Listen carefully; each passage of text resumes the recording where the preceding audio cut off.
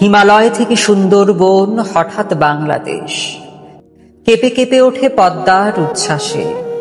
সেই কোলাহলের রুদ্ধস্বরের আমি পাই উদ্দেশ। জলেও মাটিতে ভাঙনের বেগ আসে। হঠাৎ নিরীহ মাটিতে কখন জন্ম নিয়েছে সচেতনতার ধান। গত অকালের মৃত্যুকে মুছে আবার এসেছে বাংলাদেশের প্রাণ। হয় ধান নয় প্রাণ, এই শব্দে সারা দেশ দিশাহারা।